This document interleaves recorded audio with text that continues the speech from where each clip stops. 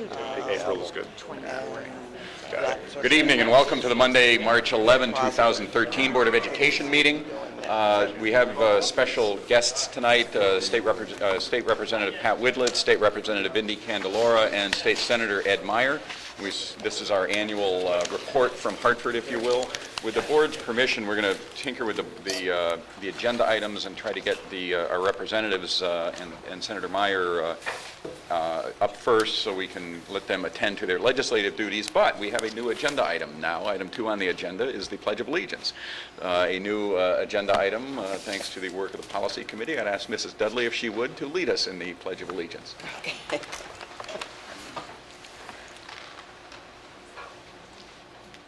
I pledge allegiance to the flag of the United States of America and to the republic for which it stands, one nation, under God, indivisible, with liberty and justice for all. We are honored by the attendance of our Hartford delegation here. This may be one of the few times of the year where you actually would rather be in a Guilford Board of Education meeting than up at the Capitol.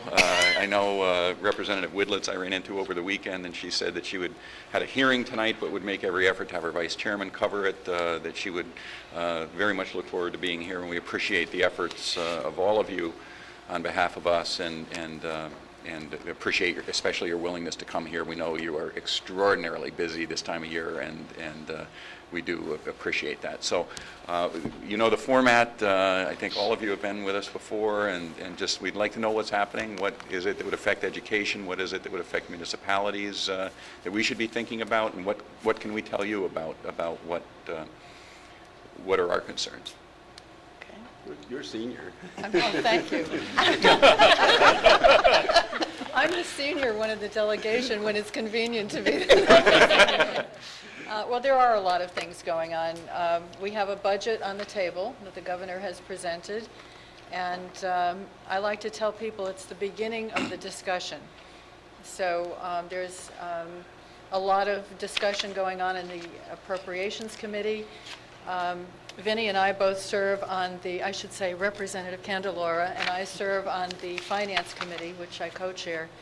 And we are having hearings. We're in the process of hearings, vetting all of the issues that are in the governor's budget. And I would say that it's likely the budget will look considerably different by the time we're finished.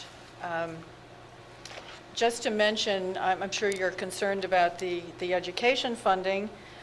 In the governor's proposed budget, actually Guilford has a minimal increase in ECS, an increase of $32,000 in the first year and $45,000 in the second year over what we're currently getting.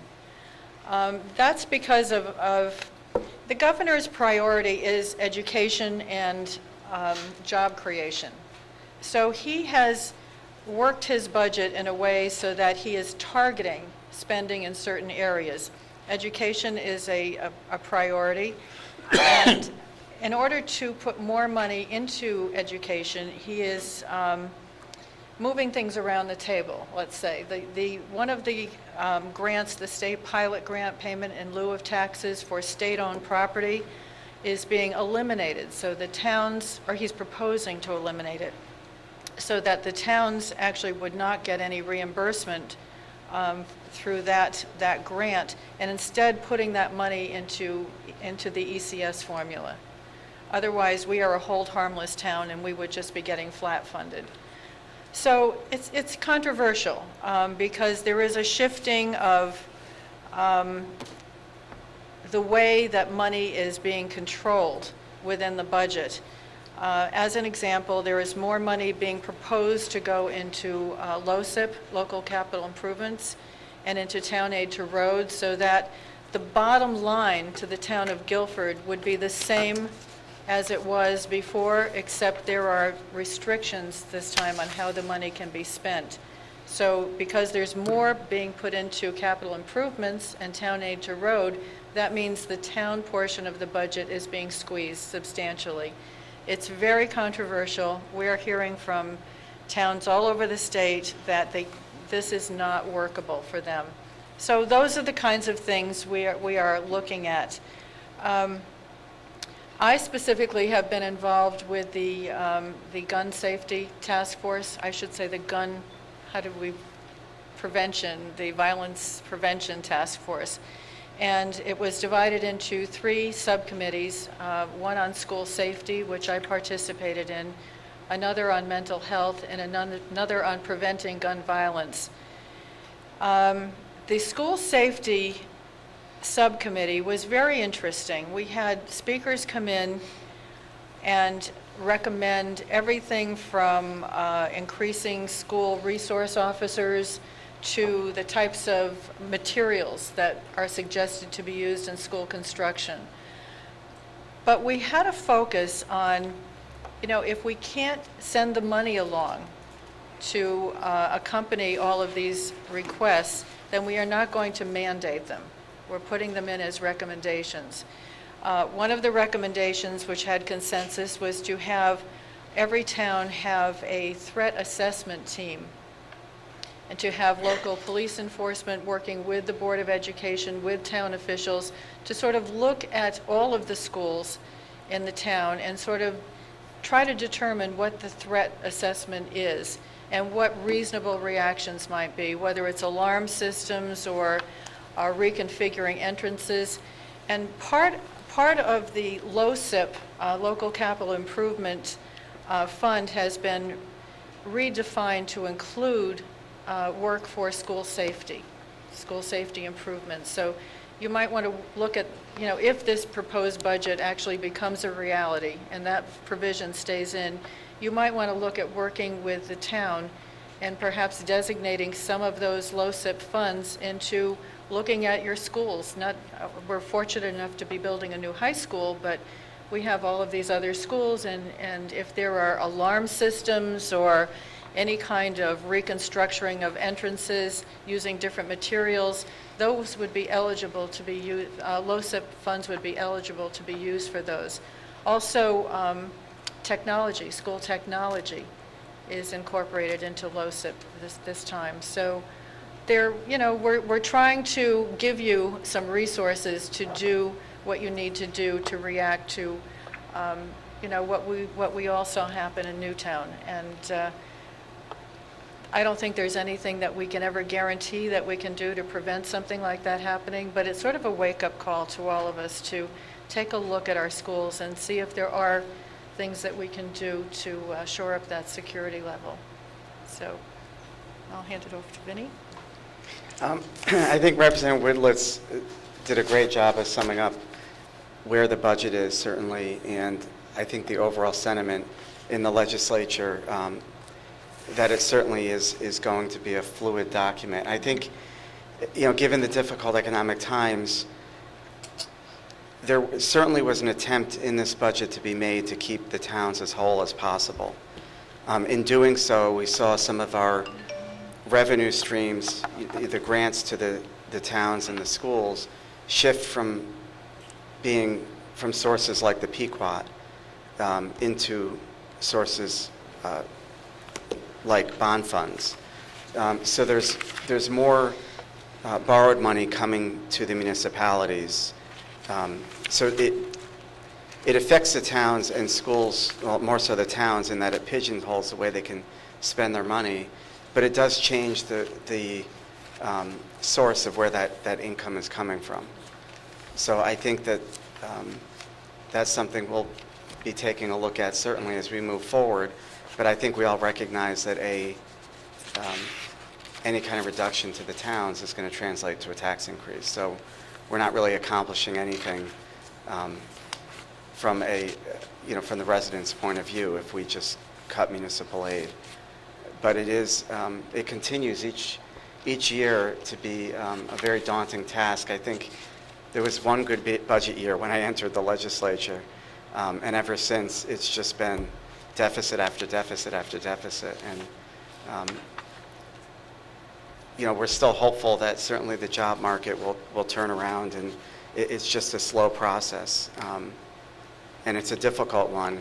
Representative Widlitz alluded to the task force, which we're putting a lot of time and effort to, and I think one of our worries right now, we know we need to really kick it into high gear and start discussing the budget because it's coming quickly, and by April, our committees have to report out. Just another piece of legislation that I thought you would be interested in is Senate Bill 1097, which is currently before the Education Committee.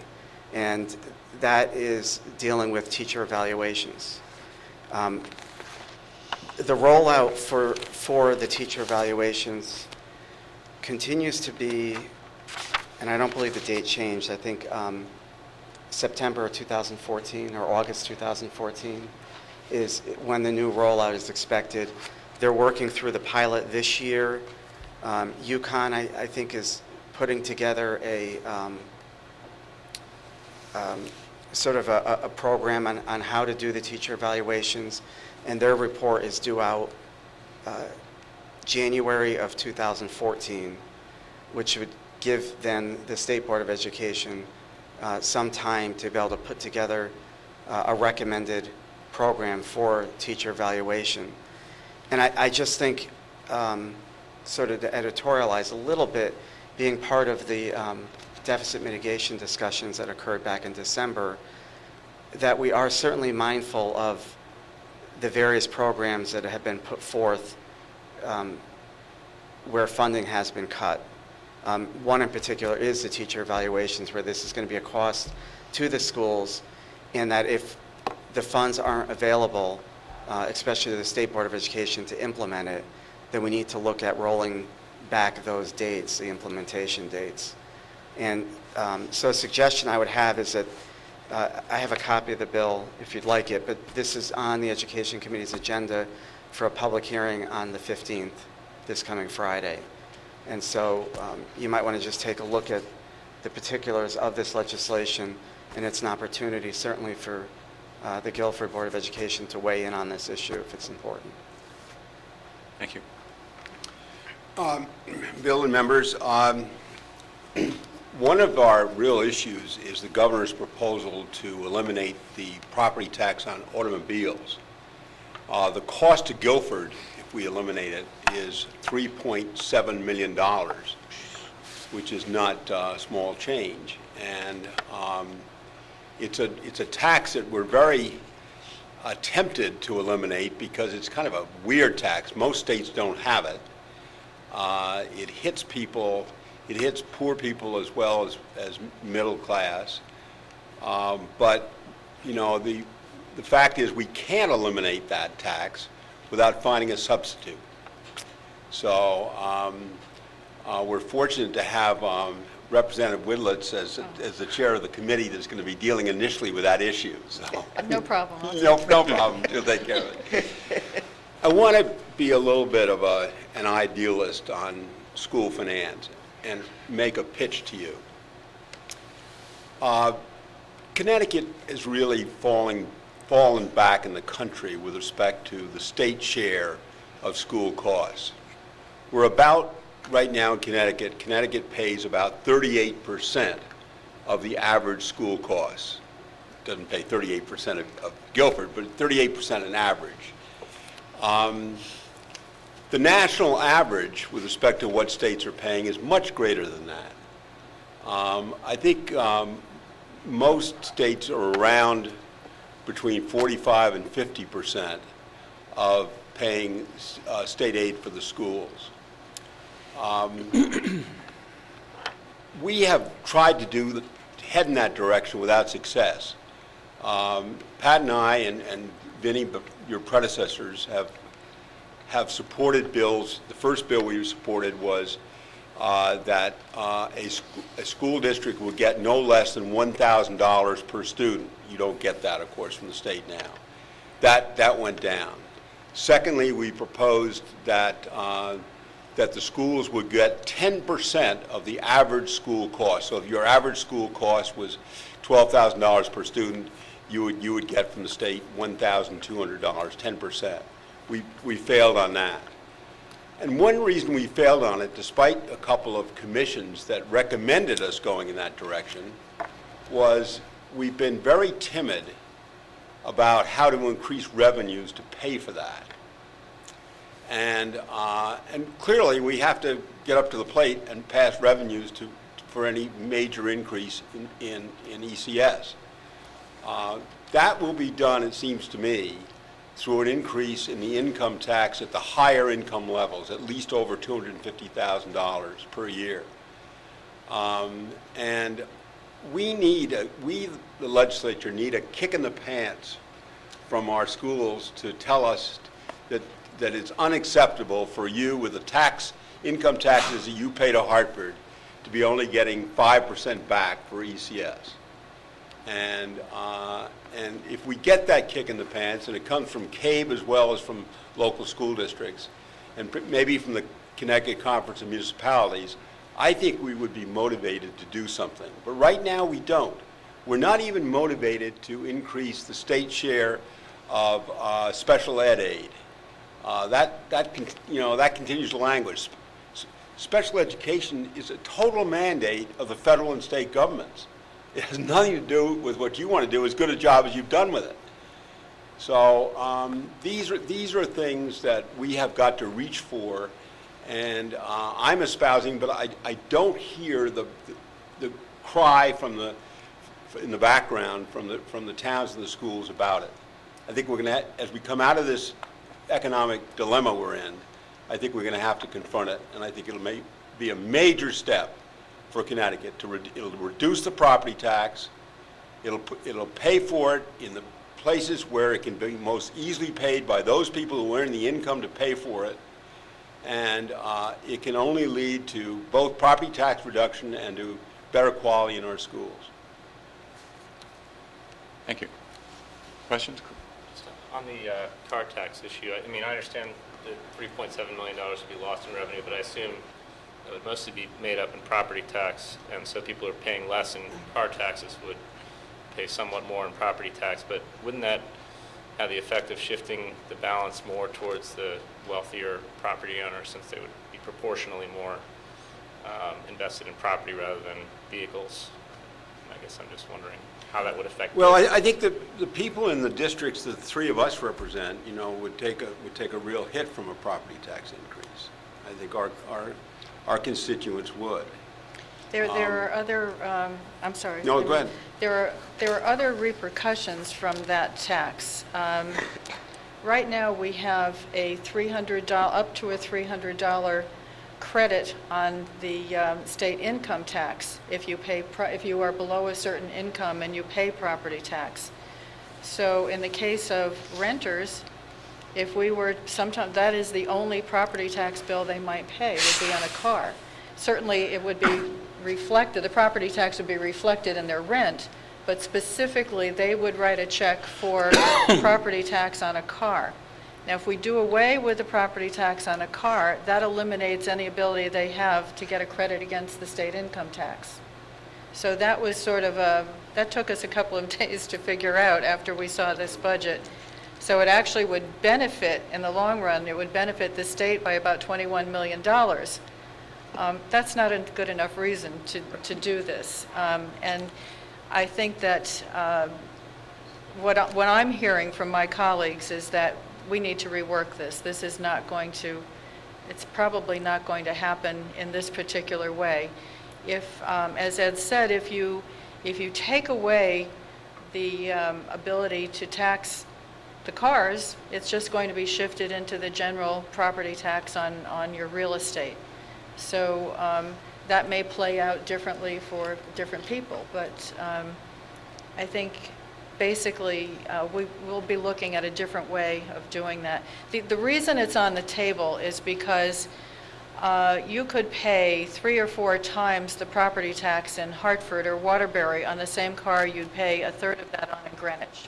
It's the same car, it's mobile. The cities tend to have higher mill rates, and you're actually, that property tax on the car is hitting those people much harder than it is in the suburbs. So for years, there have been all kinds of proposals to either do away with that or to have perhaps a standardized statewide mill rate, and there are winners and losers in that scenario as well. So these are the types of fun things we're dealing with. And we have a long way to go in this discussion, so I wouldn't get too upset about that particular part of the budget right now. We would be very interested in reactions you have to what we've been talking about in terms of school security, school safety.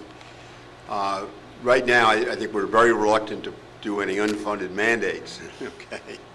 But what, if anything, would you have us do with respect to the school security issue, which is a nationwide issue? I mean, just quickly start out, I mean, what has taken place here under superintendent's leadership and working with the police has seemed to be a very good fit at a tolerable level for financial hit to the towns, as well as to the safety aspect of it, not going overboard, and just because something happened one place to a small segment, which we really care about, but on the other hand, it is a very small, percentage of the total population of schools throughout the United States. And if you just want to touch base on what you would share on what we've done here that you can without violating our security policy. The first thing that we did is we talked with our local police department and looked at our relationship with the local police, and rather than placing an officer full-time in each of our schools, the local department restructured their patrols, and so that we have increased police presence in the schools. Not to full-time. We don't have a full-time officer in every building, but there is a dedicated patrol. When the officers are patrolling the schools, they're coming into the school. They're interacting with parents, with teachers, with students. They're meeting with principals on a regular basis. I'm receiving weekly updates from the police department. We're thinking of it as community policing. We're thinking of it as presence of visibility. And in fact, at the same time, we have found that we've improved communications and relationships. So I think principals are feeling supported in ways that they hadn't necessarily felt actively supported. I think the police are feeling very positive about the relationship. And we're hearing from students and parents that they like seeing these uniformed officers in the buildings.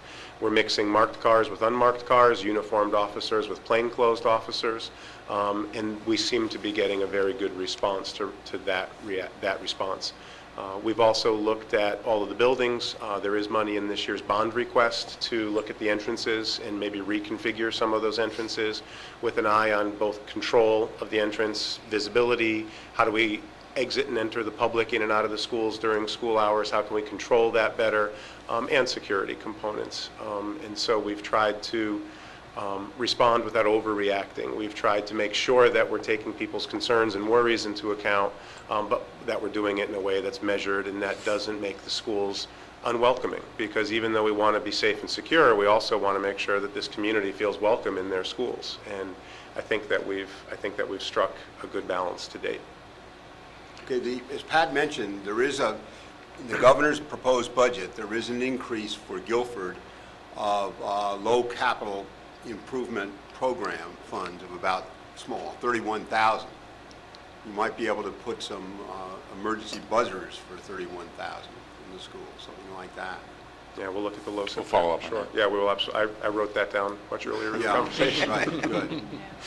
I was in Texas for a child's wedding 3 weeks ago. Patty Ann and I were, and I just was amazed. The Texas School Board Association voted while I was there. They resolved to train every teacher and arm every classroom teacher with a weapon, as South Dakota did last week.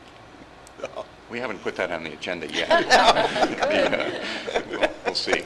Well, that was one of the discussions we had in the school safety subcommittee. We don't want our schools to be armed fortresses. And, we heard that from parents in Newtown as well, that, they want their children to be able to feel secure and happy and welcomed in a friendly place, and not to feel that they're walking into a danger zone. That's not constructive for good educational environment.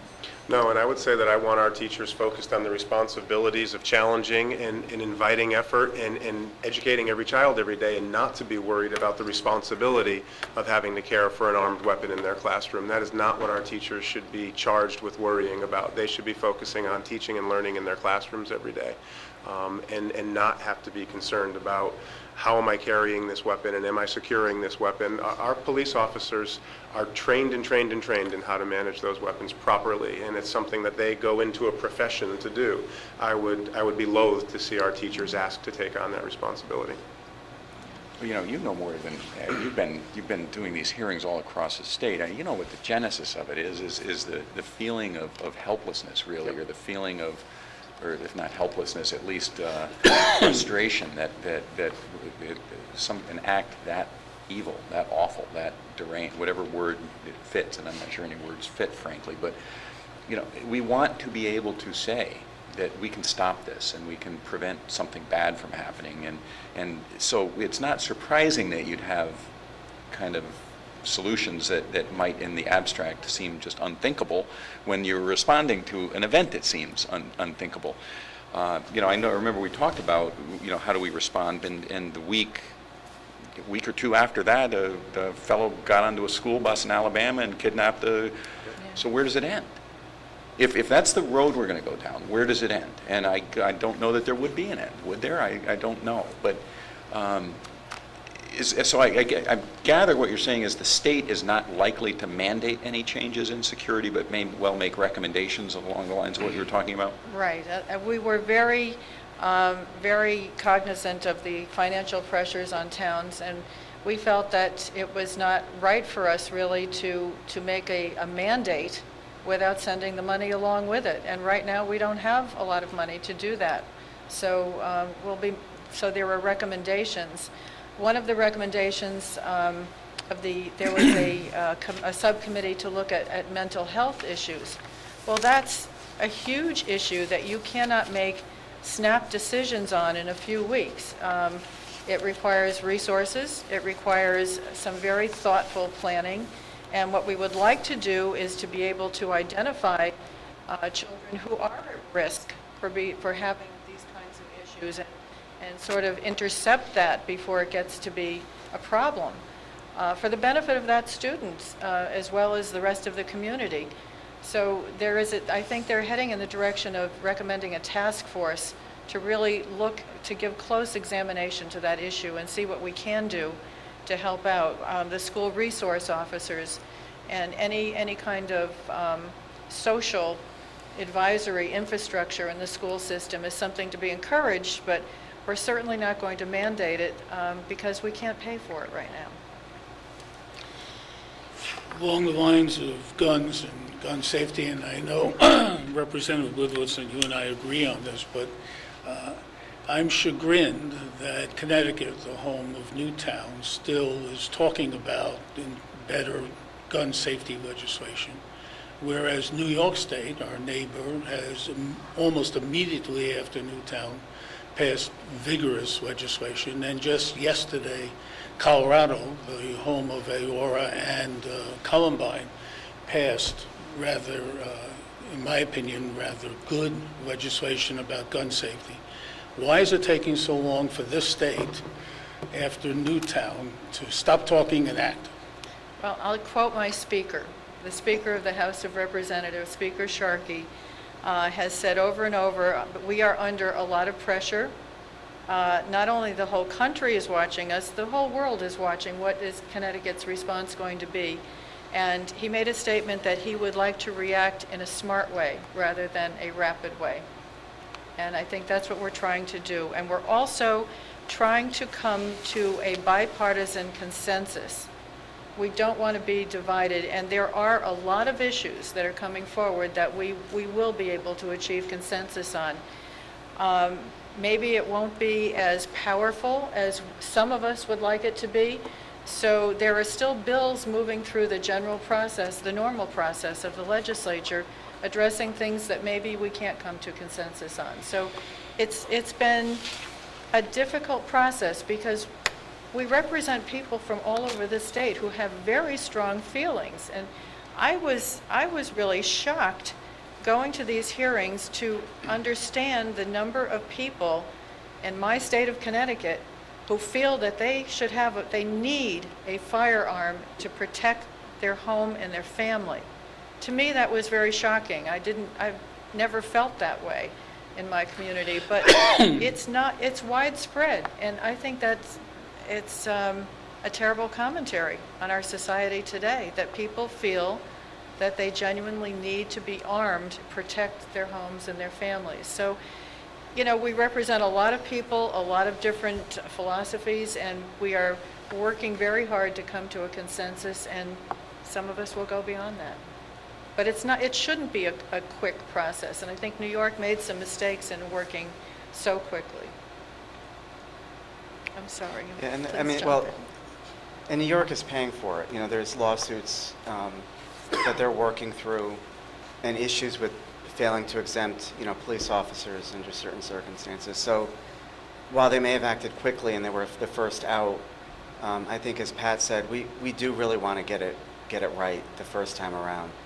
And if you think about it, when the process started about 5-6 weeks ago, it's not a lot of time that really has gone by. And, we are all hopeful that we will have a package that we could support on both sides of the aisle within the next couple of weeks. I dissent from my two colleagues. Sorry. I think we've had more than enough hearings, more than enough dialogue. We had hundreds of people lobbying today. We broke up into committees, which is a very intelligent thing to do.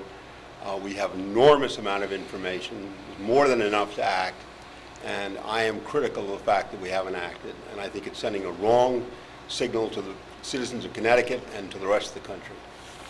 But let me just add, we won't debate it here, but there were hundreds of people at the Capitol today, and they were all against doing any gun control legislation. You could hardly walk through the aisles of any hearing room or, But what's going to happen hundreds. Wednesday? Wednesday, you're going to hear from the other side, aren't you? Well, We don't really need, it's kind of baloney, because we've taken some really scientific polls on this, and at least 2/3 of the people of Connecticut want us to have some strong gun controls. We know that message. We know that there's a third out there that doesn't want us, but 2/3 of our constituents want it. And I sit on Don Williams and Marty Looney almost daily about this, and they're wringing their hands about it because we have not been able to do it.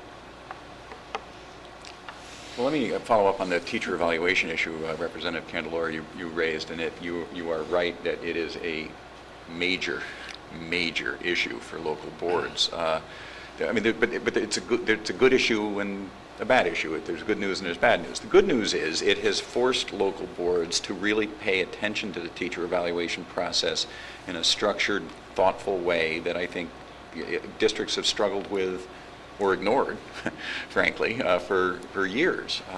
On the other hand, it is a lot really quickly, and Dr. Freeman has been working. You should be glad to know that the Education Department has actually met with Dr. Freeman and several other local leaders that he's affiliated with, and I think it's fair to say they've been responsive, if not perfect, at least completely constructive. responsive. Yes. But you're right. It is something that it would be nice if there were. It would be more than nice. It would be helpful if there was some more state funding for what is something that just cannot be done at current staffing levels.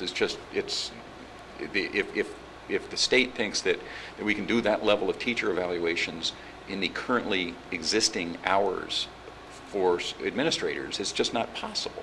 There are not enough hours. There are not enough administrators. So it is a major issue. And certainly leave a copy of that bill with us, and we can take a look at it. I'll circulate it tomorrow and see what people would like to do. Yeah, I think it's critically important that the Education Committee hear from the communities in the implementation. I don't serve on the committee. I read through the bill, and it seems to me that there is an opportunity here to look at looking at a delay realistically. But I think that there is an attempt through UConn and through the State Board of Education to sort of create a template to help the local communities. But certainly when it gets implemented, it's not going to relieve the pressure of having to do the actual evaluations and that cost. But I think they do need to hear from you, because as we do turn around and this budget improves, this is an area that we should be prioritizing. One of the towns in my district, Madison, has specifically asked to be exempted from the teacher evaluation requirements and the reforms we passed last year. They don't like the percentage ascribed to student test results, and they've asked to be exempted. I'm not sure Madison can't live with it, but they have asked to be, and the superintendent, Tom Scarice, has been leading in that request. So I wanted just to share that with you, and if you decide that you want to be exempted, do talk to the three of us, because we can exercise some influence with the State Ed Department, which will make that decision. All right, thank you. And if you do have a reaction to this bill that you'd like to share, you can just email. You can email testimony right directly to the Education Committee, All and right. it will go online so that everyone can see that. You don't have to go and take the day to go to the Capitol and testify. I'm going to just say one word about the property tax issue, just because I feel like I have to. There is no one who thinks that we're not already grossly over-reliant on residential property taxes. It's wrong the way we fund education. It's wrong at the state level, it's wrong at the local level, and it's wrong in a town like Guilford, where we rely so completely on one tax. It really is not necessarily related to ability to pay.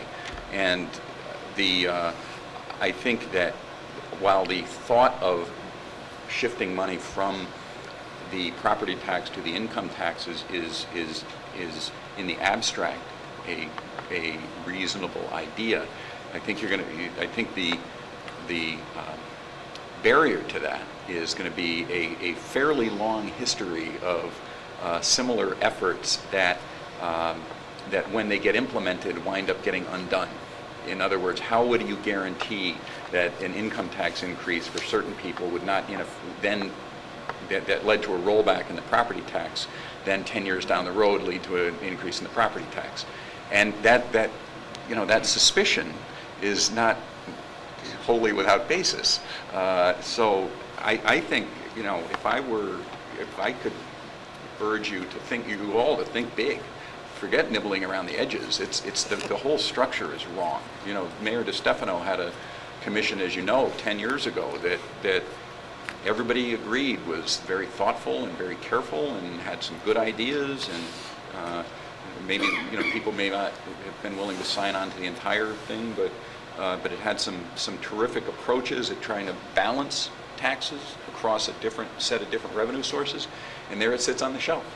And Governor Jody Rell had a similar task force after John DeStefano. As you know, I was on that task force. You were on that task force. And actually, DeStefano's got further. DeStefano's at least wrote a report before they put it on the shelf. The one that I was on didn't even get to the final report. We had a draft report, and then it just petered away. The chairs never called another meeting. We exchanged comments on the draft report. The Property Tax Cap Commission is what it was. And we exchanged comments on the draft, and the commission never met again. So we didn't even get a report to put on the shelf and gather dust, I feel. But that's the approach. That's the problem. Status quo is so hard to change, and with so many of these things. So I'd urge you to really, it really needs, we're getting to the point where we can't rely anymore on local property taxes to fund education. It's not fair. It's not fair to the taxpayers. It's not fair to the schools. So anyway, I'm sure you'll get that solved by June 30th. Actually, the Speaker Sharkey has just reconvened the Moore Commission, which I forget what the acronym stands for, but now it's even more. And one of the charges will be to look at how to assist municipalities in raising revenue and not just have to depend upon one source. And unfortunately, I've been assigned to that subcommittee as well. So we'll be trying to look at ways to take some pressure off of municipalities so they can diversify a little bit. Before you go, I think you need to hear that we here on this board are very grateful for all of your efforts vis-a-vis what soon will be the new Guilford High School, and that the cooperation that we have received from our state representatives has been extraordinary and very helpful in ensuring funding and in guidance and so on. So as you come to what might well be one of your last meetings in this building with us, thank you. Thank you. We're very excited about the new high school. It's great. Well, certainly on behalf of the board, I want to thank all three of you for not only that work, but everything you do up in Hartford. I know that it is, if not a thankless job, very, very close to a thankless job, and a job that this time of year, I'm sure seems like it's, why did I do this again? That I'm sure crosses your mind. But you, all three of you have, and I should say Representative Candelora represents North Guilford. Mr. Kazin lives in your district, north of Route 80, roughly, a little bit of a piece over on the other side, and has represented North Guilford, what, 3 years now? No, just this term. This term, okay. January. So we all three of our senator and our two representatives have fought diligently for the interests of Guilford in what is not always swimming downstream, if you will. There are sometimes some real barriers to advocating for your towns, and we recognize that, and we deeply appreciate everything you do. Thanks, Bill. And thank you for all you do for our young Yeah, people. really. We appreciate that. Major force, we thank you. Thank you. Thank you very much. Thank you. Well, let me invite our student representatives. Unless you all would like to stay, you're welcome to stay. But thank you. I just told them they should have the right to vote, Right? at least if they're 18, Yes. stirring them up. In the interests, are you guys in testing right now or anything? What are you doing? Oh, no. Are you okay? We're past the testing and get the periods of sleeping in till about 9 o'clock. They're wrapping up for June 26th. Keep us here as long as you want. Maybe later than that. Mr. Massendi's not here, okay. Filter the notes. Nonetheless, I'm going to move your report up to this point in the Sure. proceeding so we can allow you to report and then do whatever it is you... Sure. Do you guys have any questions for us about what you've been discussing, in case you want the student perspective on, I don't know, like maybe how the school is feeling, teacher evaluations, anything like that? Well, I'm interested in security. Yeah. What do you think Security? about- Yeah. I have personally noticed this kind of police presence in there. There is one thing I feel like it's essential for a mental relaxation with the whole issue is that we've begun to lock the doors everywhere and kids can't get outside at any moment. I almost feel like that kind of raises more preoccupation from the student body because given that an event as horrific as what happened in Newtown were to occur at Guilford, the structure of the school is not one of where traffic flows much room. So to evade a situation like that for students, we actually feel it's almost more difficult and puts us in greater danger when we're all locked within the building. We feel if we were able to kind of flee or get out some way, that would be ideal. I don't know if... Are the doors locked to the point you can't exit? Well, once you're out, you can't get back in. So if the case may be that you had to navigate through the school or get around out anywhere, we feel it's kind of difficult to do that if the issue had arisen. I mean, this is maybe a hard question to answer, and then, Because I know it's so essential to feel the comfort and the security that it also brings at times where nobody can get in. Right. But at the same time, the way this school is set up, there's this one artery that we run from one side to the other, and at times it's dead stop traffic. So if that were the case where somebody had gotten in at that moment, there's nowhere for us to go. And we feel, I personally feel strongly that that's a detriment to us. Isn't this one issue we're discussing and playing the new school? Isn't this sort of an issue being addressed? Oh, sure. There's going to be Yeah. fewer doors Yeah. leading outside. we did just sign off on the construction documents a couple, week or two ago. I guarantee you that there will never be another public building in the town of Guilford that is put together like this building. It doesn't make sense for 100 reasons, but traffic circulation was very high on the list. Let me ask a question that might be a little harder to answer, because I know Representative Widlett's kind of hinted at it, that one of the real security issues is not so much buzzers and police and so forth, but it's, do the students feel comfortable if they know that there's a problem with somebody? Do the students feel comfortable in going to a counselor or a social worker or somebody else and saying, look, I think there's a problem here? And because that's frankly, I think you read the studies, that's like the number one resource to try to stop violent acts. What kind of problem are you referring to, like a within school issue that you feel could pose a threat to the rest of the school student body? We're worried that somebody might do something to hurt somebody. Would students feel comfortable going to an adult? I would believe so, but I don't feel like we feel that.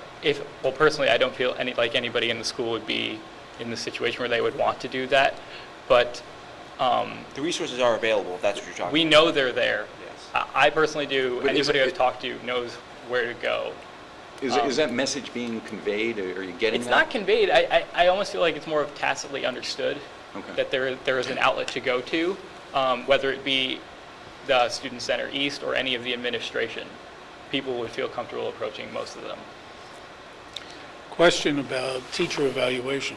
You heard Senator Meyer say that our neighbor wants to opt out of the program because they feel perhaps that there's too much emphasis on student test scores. Would you mind just running through what the evaluation encompasses beyond just test scores?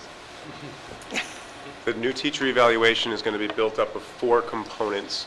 The 2 primary components are going to be a system through which teachers are observed every year in the classroom, similar to what you've seen in the past, where you see a principal or a group of administrators come in and join one of your classes for 20 minutes, 30 minutes. The other component is going to be making up almost half of that evaluation, where teachers are required to look at standardized test scores, things like the CAPT test, and they have to write personal goals for themselves that are specific to those CAPT scores and measurable to those CAPT scores. So I might say that last year, 80% of my English students scored at the proficient level or higher on the English portion of the CAPT test. Well, this year I want to have 85% of my students make it to that level. And teachers will be required to use any number of standardized tests, but the CAPT and the CMTs from the lower grades are the most common ones, and write really specific goals, really measurable goals to those tests. And almost in equal weights, the evaluation will be made up on what an administrator sees in the classroom, watching a teacher working with her students, and how a teacher performs on those goals. There are 2 smaller components that have to do with whole school performance on those sort of statewide measures, and responsiveness to school climate surveys that'll be sent out to parents. Those are each 5% and 10%. Those other 2 big components are 40% and 45% of the evaluation, respectively. Okay. Was it in the past that there was more of a parental evaluation?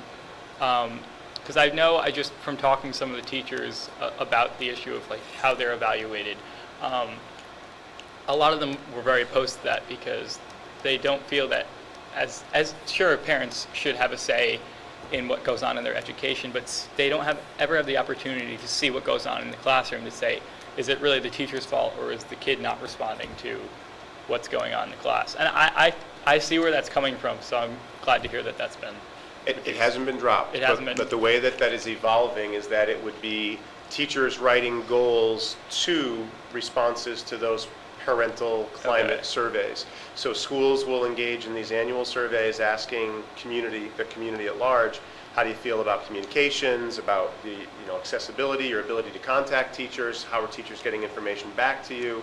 A teacher would then write a goal based on that kind of feedback and be scored on the goal. It is different than saying, you and I are 2 teachers, the parents really like you and the parents don't really like me. That's not the way it'll be included in. So there will be space for that. It falls into one of those 10% categories, not a large component, and it's not just going to be a popularity contest. It's going to be taking broad school information and asking teachers to write goals to areas they want to do better in. Okay. So my question is, what's you guys feeling about how much emphasis should be put on individual student achievement or student feedback to evaluators? By evaluators, do you mean just the standardized tests or just in class in general? In general?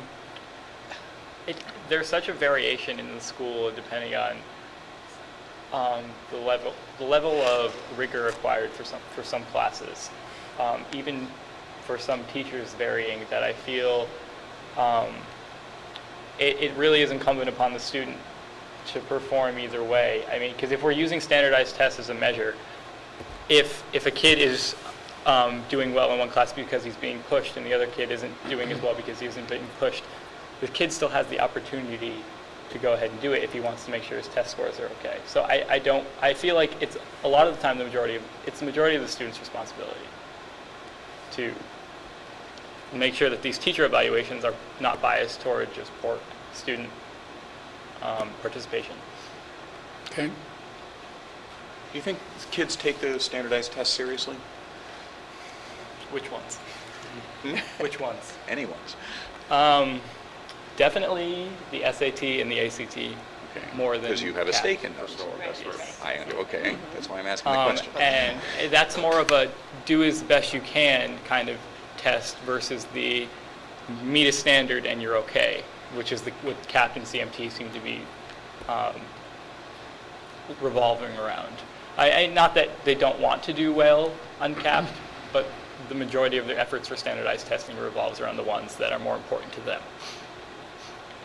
I think much less preparation is needed for CAPT. I think a lot of teachers, give their students the skills required to meet that benchmark on the CAPT test without specifically preparing them for CAPT. So, especially, I think for the English classes or the ones with less formulaic way of succeeding, there are many variations of the way that you can write to be persuasive or eloquent or any way like that. And what seems to be the case for these standardized tests is you have to give the test what it wants, right? And so what I remember there's a section on that where you have to basically fill up 4 pages in writing in response to a story, basically saying, yeah, here's an example of irony that I remember from it, or some comparison to something else that you've read, instead of just having the students respond to the questions at the top there. We were basically told to fill it in this specific way so as to achieve the most satisfaction from the graders, which I felt kind of takes away from the whole aspect of writing, which is it's a much more personal approach to things where you're supposed to be able to accomplish with what you want to say in your own words instead of following just an outline. So, I mean, in the math courses, the other problem is if we're preparing for these SAT and the ACT where we're trying to do as well as we can, the disparity between the math or anything on the SAT versus the difficulty of the CAPT, it's a pretty big jump in comparison. So if most Between kids... what and what? The SAT is higher? Yes. Okay. Because it's a national test in a sense, I guess there's a bigger bell curve to it, and there's going to be more variation in the score that they have to compensate for something. But kids spend more time preparing for those tests than I think they do CAPT, personally. Sure. For that aspect. I'm not sure if they have to prepare more for CAPT because, as we've seen, performance is generally good. All right, well, do you have any regular report here this evening? Plenty for you. Do we? So, right on the topic, CAPT is going around, and what a lot of it seems, disregarding the snow that we thankfully evaded having to make up for the CAPT, things seem to be running smoothly. We don't know how they're doing, but Mr. Masseni has roused them well into wanting to do as well as they can on this, I think. But at the same time, a lot of the AP classes have taken the opportunity to get every minute out of the day they can. We've been coming in 7:25 also to get an hour and a half extra, which surprised me today when we had our math one and he threw an entire AP test at us.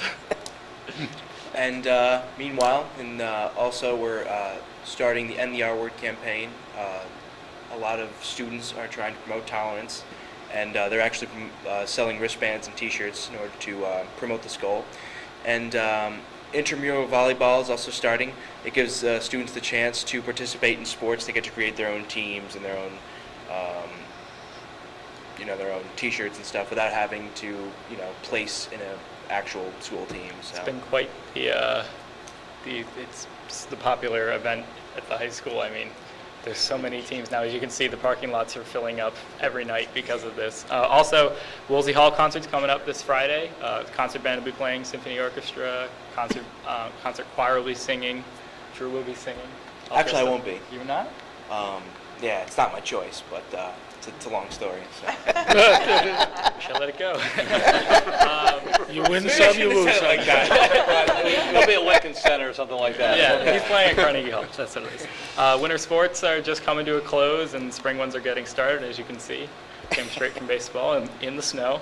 You want to say something about that play? Okay, so speaking from my personal experience, like Mike just did, the spring musical is starting, the 25th annual Putnam County Spelling Bee, and I'm going to be in it. I'm going to be playing a school administrator, so if you want to see how I stack up, Maybe we should do it at the end of the meeting. I can try to learn from the best. This is good. The reason Aaliyah's not here tonight is she's actually performing in the play Annie as Lily St. Regis, so she definitely wants all of you to attend this weekend if you can. And a decision has been made regarding senior prom. There's going to be a band and a DJ. We haven't really figured out some specific details Logistics yet. of that, but it's the first time we decided on choosing two groups because everybody really wanted that swing music playing while they're eating. And in terms of the GHS Voices, there's going to be the Voices Showcase coming up. I'm going to be hosting it, and Voices is also going to be singing with the Whiff and Poofs on May 11th at the Christ Episcopal Church in downtown Guilford. So that's shaping up to be a good show. Tickets are going to be sold at Breakwater Books.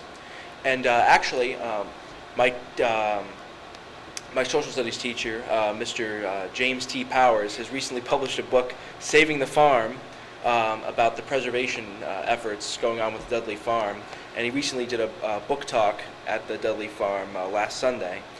And I got to say, it's kind of funny that I'm talking about this because he actually helped me write my book, which is just sitting over there. And hopefully I can support him too, return the favor.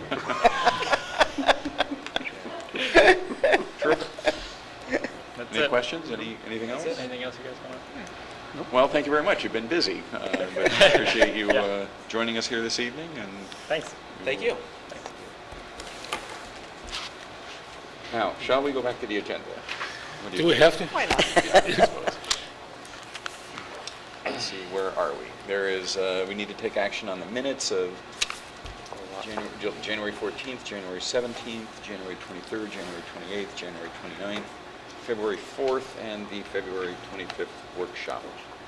So is there a motion that we approve those minutes? So moved. So moved. Second. Any changes, corrections, alterations? One quick one on the 17th, meeting called to order by myself. Bill was not there. Okay. 17th of January. That's a special- The what was that? Baldwin meeting. Oh, the special meeting with the administrators? Yes, yeah. All right. Anything else? All in favor of the motion? Aye. Opposed? All right, item 4, we have already done. Item 5, review and approval of expenditures for the months of January and February. Mr. Bishop has January. Yep, went through and reviewed in the Finance Committee meeting here the details of that. In general, there is no major exceptions or changes that to bring to the direct attention at this point in time. I would defer to Mr. Kaizen for the next months, which the year-to-date numbers are the important ones that we did discuss. And things in line and transfers that were on hold still. The superintendent has some funds that are being held back to verify that we do have enough funds to cover due to overage in a couple of different areas. And with our change in finance staff, and they are also diligently staying on top of things. And they gave some detailed reports and looking at our food service, for example, at the Finance Committee meeting that Dr. Meyer mentioned later on here. But back to my original question, then January, I have nothing to point out at this point in time, unless there's questions. All right, and so why don't we then, is that a motion to approve the expenditures for the month of January? I'll make that motion. Second. Okay, any discussion, questions? All in favor? Aye. Opposed? All right. Mr. Kazin? And we discussed February in the Finance Subcommittee as well, or Finance Committee as well. There are no tremendous points that came up. We discussed a couple of specific warrants. Our excess cost grant from the state came in a little earlier this year than it had come in last year, but the amount was about what we expected, so we still anticipate $194,000 over expenditure than what was previously reported. And thus far, our expenditures are 55.93% of the budget. Last year, we were at 57.04%. And the various costs for our various storms haven't all rolled in yet, and maybe by next month's report, we'll have that quantified both for the sanding and the overtime expenditures. But there were costs. So are we getting to the point of the year where we have a prediction about where we are in terms of the final budget number? Go ahead. At this point, we're predicting to be about $40,000 to the good, which is very close. We are operating under a limited freeze at this time. We're watching any discretionary spending very carefully to ensure that we close the year in the positive. Is there a substantial impact on the snowstorm on any of the items? Or do we even know some of the impact on the Yes, the infrastructure? blizzard's going to have a significant impact on contracted expenses. We needed to bring in contractors. Our local equipment was ineffective in the blizzard. And we additionally have overtime hours for our local staff who were still in doing the best they could with snow blowers and literally shovels. So yes, we're going to have overtime and contracted services, and we're still calculating the total impact of the storm. Friday's impact was negligible, but the blizzard will have significant impact. Okay. And is that a motion to approve the expenditures for February? It was, in fact. All right. Ms. Renner seconded. Good. Any other questions? All in favor? Aye. Opposed? All right. Item 6 on the agenda is public forum for topics on the board agenda. Anybody? Shaking heads? No? All right. 7, communications. Anybody? Yes.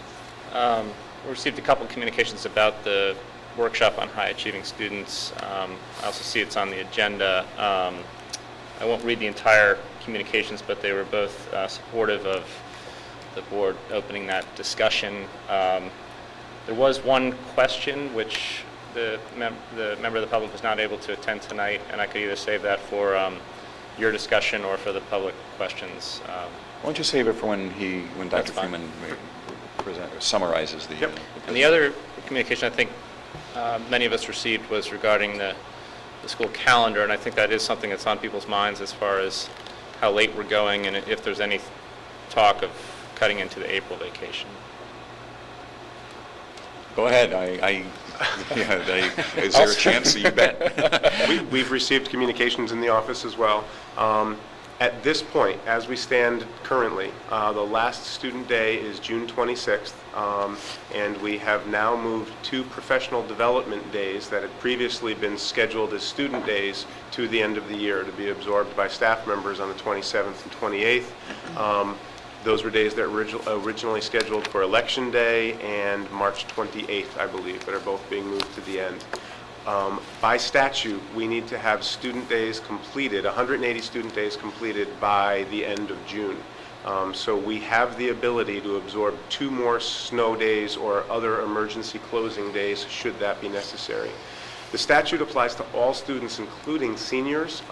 After April 1st, however, the board has the ability to formally identify a graduation date, and if there are any emergency closings after that date, it would still be acceptable to have a locked-in graduation date. So we're beginning to approach that date, but we're not quite there yet. The calendar, as it was originally published, did identify emergency closing days that would be made up all the way through June 28th. We have been working hard, both by watching the days as they fall at the end of the year and by reclaiming those 3 student days to do everything we can to avoid impacting April vacation. April vacation is the only full week off that we have in the second half of the school year. With the elimination of February break and only having that long weekend, it's the only scheduled break I've had a number of other communications from concerned members of our community saying, you're not going to reduce anything in April, right? So there are two sets of competing concerns. Folks who have commitments or plans for April break and want to make sure that we follow our commitment to the published calendar by going all the way to the 28th before we begin impacting April. And then other folks who are realizing that they now have summer commitments that are going to be in effect on the 26th, 27th, or 28th. Families who are running into difficulty around graduation. So at this time, the intended course of action moving forward is not to have any more snow and to finish school on June 26th. However, I do expect that should there be 2 more closing days, we will push the last day of school all the way to June 28th as the calendar indicated.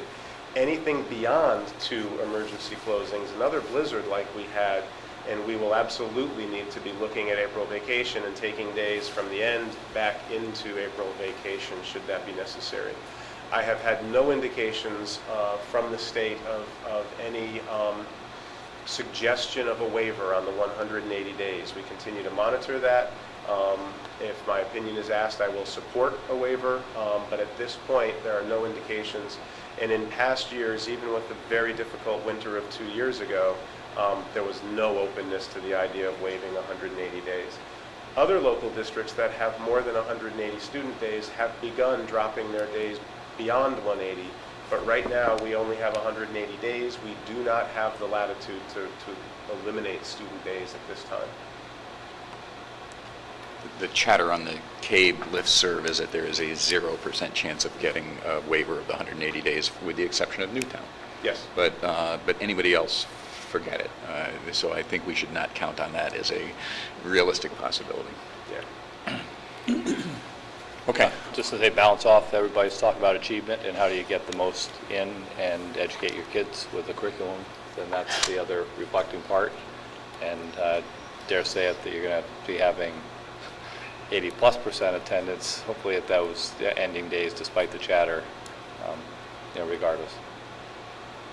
Well, this has already been a choppy year, like that I can never remember a year this choppy. We're up to 11 emergency closings. In the difficult winter 2 years ago, with all the snow on the roofs and all of that difficulty, we only had 8 emergency closings. We have topped that year significantly already. Great. Congratulations.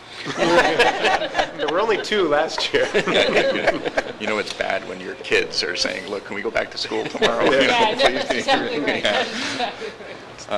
All right, item 9 on the agenda, Dr. Freeman's report. First is just a brief update on the budget and what happened with the Board of Finance. Yep. After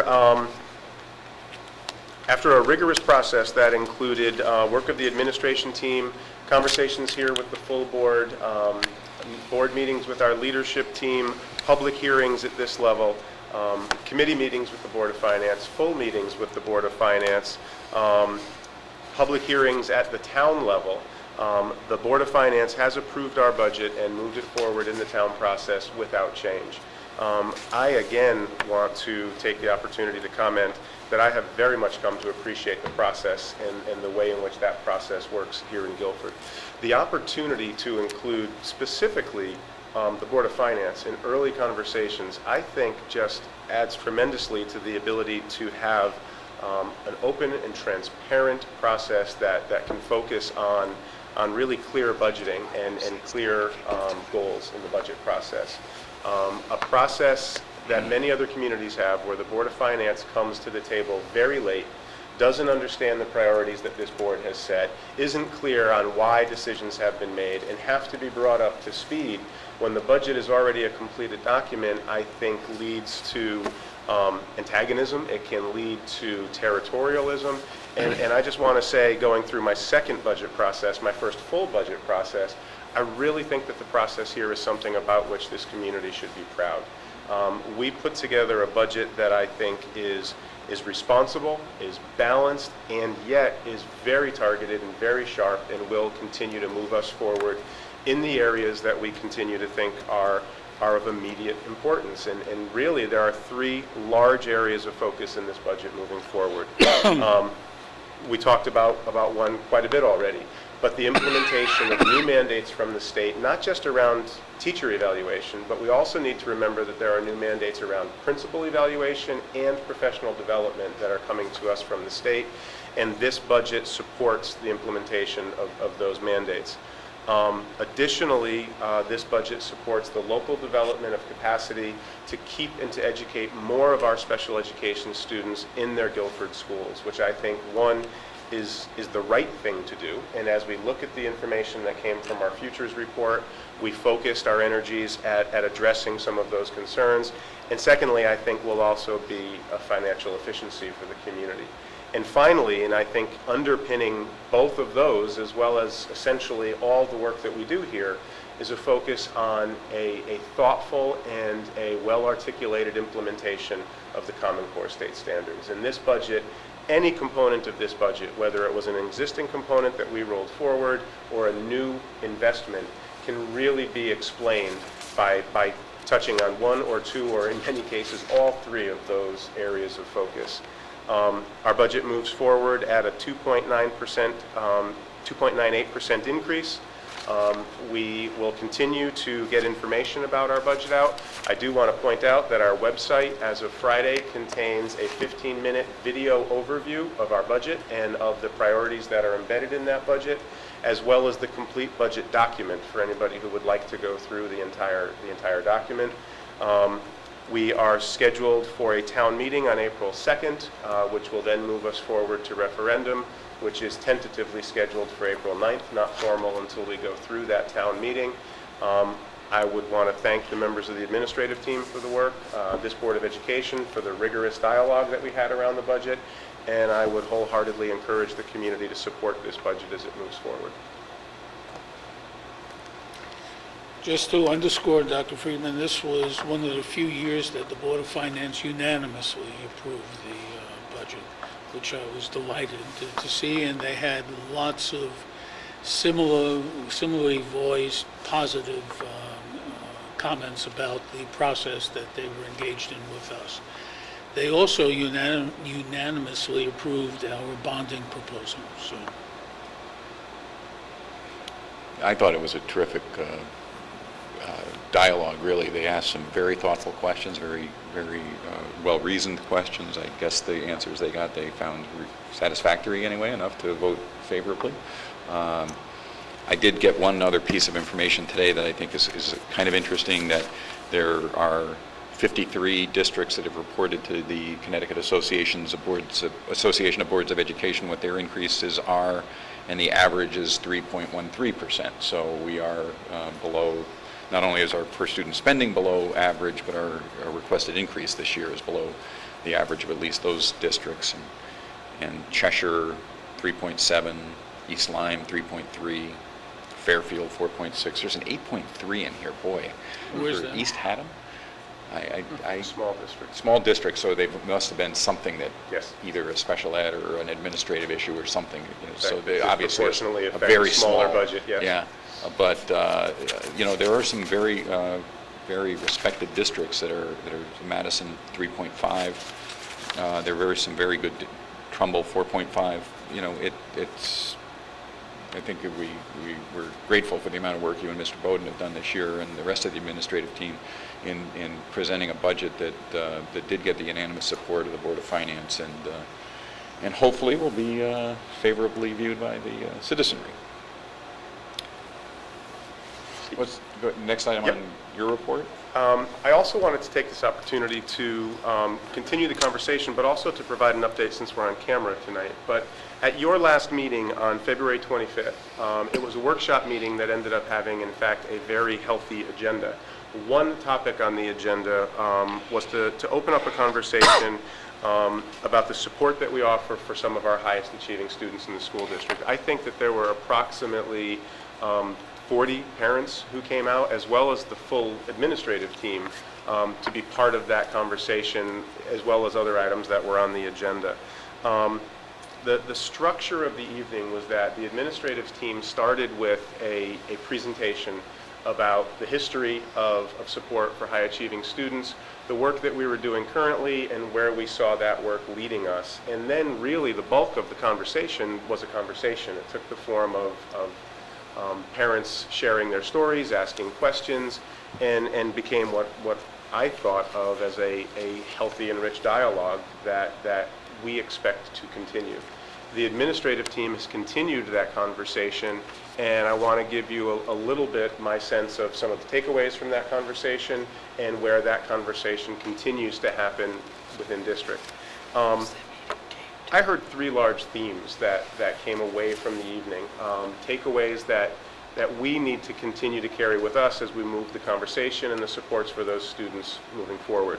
The first, and by far the most important, is that we need to continue to work on developing and improving and evolving classroom instruction at every level, in every classroom, so that we are designing tasks and that we are providing instruction that meets the needs of all students at all levels and opens up so that every child is challenged in every class every day. It speaks to the first goal that we wrote collaboratively, that every child will be exposed to rigor every day in every class. That is a goal that we have been addressing, and part of what we heard, I think, in that meeting is that we need to make sure that we're focusing on that full spectrum of students and that we're not just focusing on the struggling learners and we're not just focusing on the average, middle of the pack, but that as we look at those lesson designs, we're remembering every child every day and that those tasks do unfold for every child differently. We are continuing to partner with IFL. We have brought in over the last 2 years 3 exemplar units that teachers have asked for.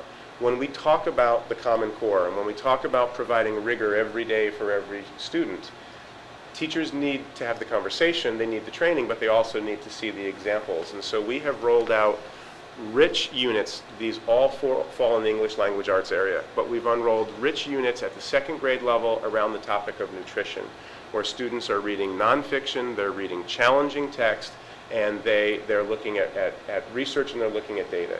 At the 3rd grade level, and we've talked with the board, and I know we've even brought in student samples to share with this board, we've unrolled a unit that is based around marine animal life in the oceans. It is a research unit. Students are learning how to do research, collect information, and then articulate that information back in a convincing way, and it's built around science content. And in the 4th grade this year, we have rolled out a unit around child labor across the world. And just in the last few weeks, we have seen some of the most exciting instructional opportunities during learning walks where we've gone in and watched 4th graders almost without the need of a teacher, debating the research that they have been doing on this topic and talking about which article had the most effective introductory statement and why. And 4th graders challenging each other, sometimes supporting another's argument by extending that argument, sometimes saying, I don't agree with your argument, Article 2 had a better introduction, and let me show you why. And they were waving their texts at each other during these debates. They were marked, they were annotated, and these units are being rolled out as learning opportunities for the teaching staff, fully supported by the curriculum office and by the coaches at the elementary levels, so that the teachers and the principals are learning about these units, they're learning about the design principles behind the units, they're then rolling these units out with coaching support, modeling support, feedback, and at the end they come into the curriculum office to debrief the units, talk about what worked, talk about what didn't work, so that they can better create work like this as we continue to move forward.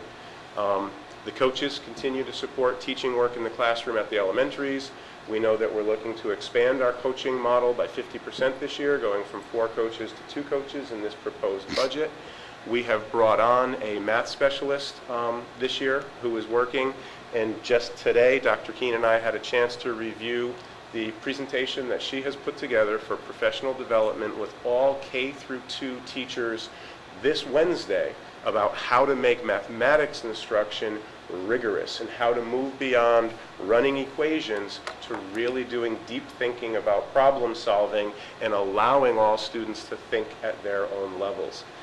That's the type of work that we need to continue to do and we need to continue to invest in. That kind of work, it's easy to list all of the things that we're doing. It's less easy to move a whole system to scale. So I can talk about the spots where it's shining, I can talk about the success stories, but moving an entire group to scale where that happens consistently every day in every class is going to take continued effort and continued focus, which kind of led to my second big takeaway from the meeting.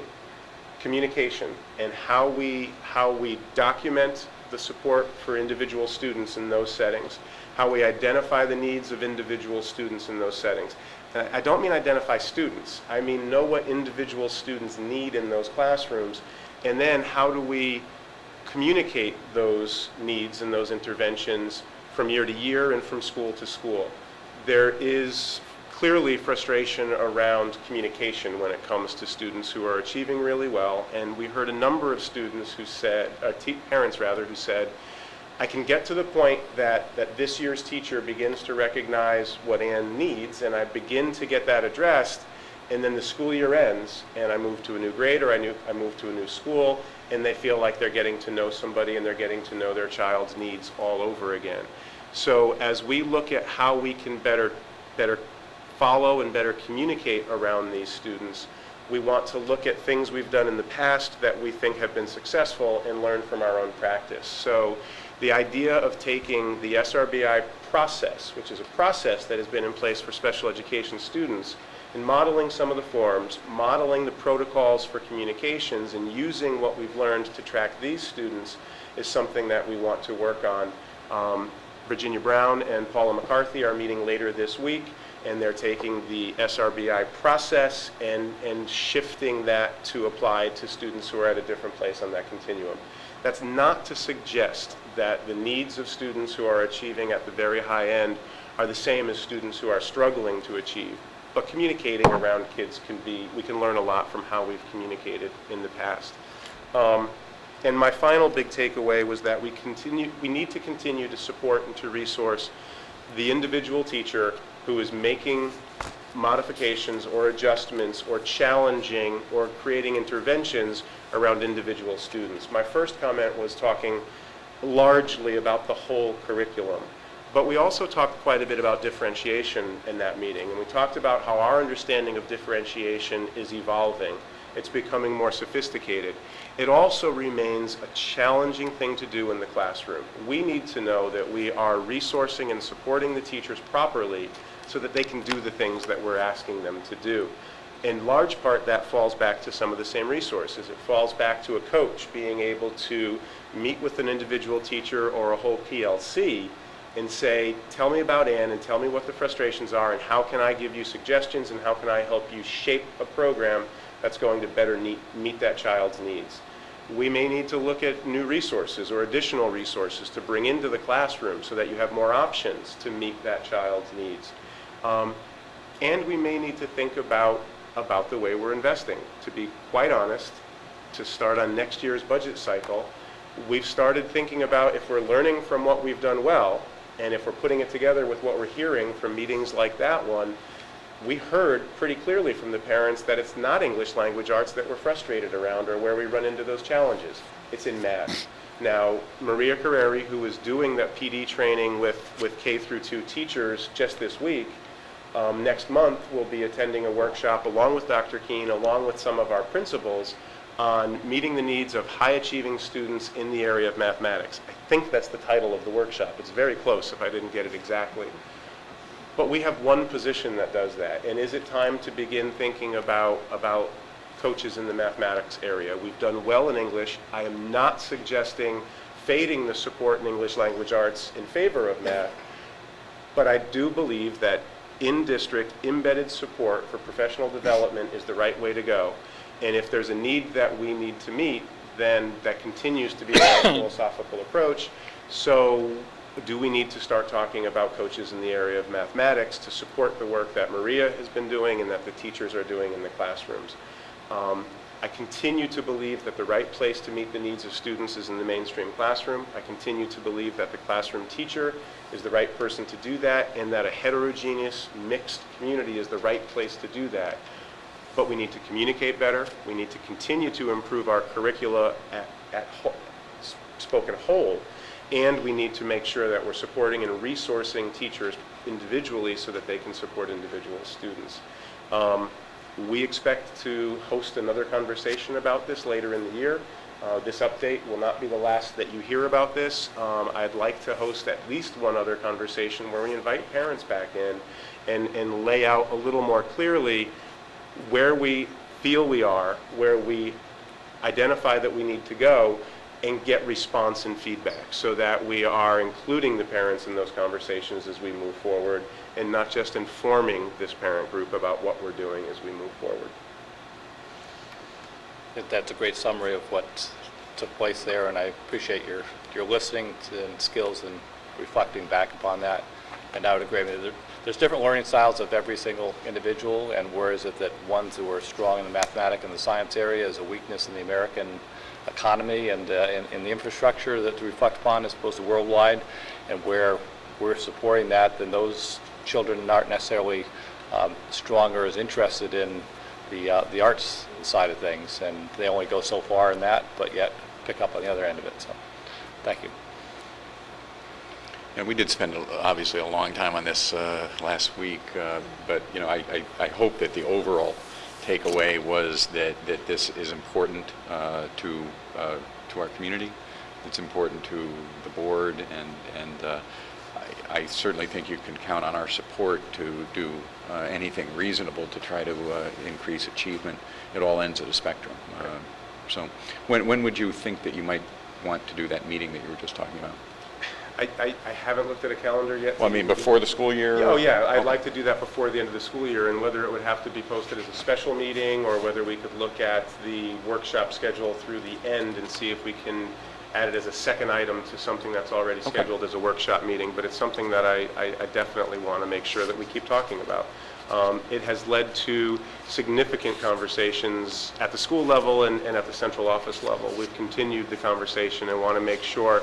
I think the other piece that's important is we want to make sure that we continue talking about these students. I think part of the concern is one about communication. We had scheduled the workshop before any of this came up, but we're not letting people know that we're going out and seeking information around this group of students, and I think that's been part of the concern. So I think we need to be a little more clear and a little more open about the work that we're doing around all students on that continuum. It's easy for a school system to focus on the students who aren't achieving at the level that everybody else is achieving at. We need to remember that we're talking about all of our students when we say all of our students. Yeah, the issue is not new, being on the board for a while, that the same thing has come up, and it's, you know, various ways of tackling the problem. You know, one is what are we communicating other activities that are available outside of the regular classroom but parents can participate in. There's numerous clubs and organizations and contests, and from Odyssey of Mind, Destiny of Imagination, some, you know, word ones, English stuff, robotics, and how do you get more involved with those types of things, and parents to actually help lead the charge and be advocates for the system as well as their kids that they can help with. And in fact, thank you, Mr. Bishop. One of the things that I failed to mention was the investment in technology and in technology support as well. You know, particularly around a group of students who in large degree are going to be self-motivated. Technology is an area that we need to leverage because that's an area, and at the beginning of the school year we brought in Dr. Mitra to speak to our staff about ways to leverage technology. We are moving into tablets and into digital text in ways that we've never moved into before, and this budget includes the position of a technology integration specialist, a teacher or a coach, if you will, who could again meet with teachers and help teachers to build interventions around individual students or small groups of students. And technology is an area that may be particularly well suited to help us better support teachers as they meet the needs of this group of students. And Dr. Moore, I have no idea if I hit on what your question was, but you were holding a question. Yeah, I guess first of all, I received several communications both in writing and verbally that there was great support just for opening the conversation, and that people are very happy that occurred. I do think, I was personally surprised how many people showed up, and I think it does speak to the level of interest and the fact that I think there is some work to be done in the area. Personally, I did hear that also about math and science, and I've heard that before. Especially, there's some worry with the Common Core that there may not be as much breadth as some of the kids can handle. So I would support, further investment if necessary in math coaching and things like that. If you don't mind, I will read this one question.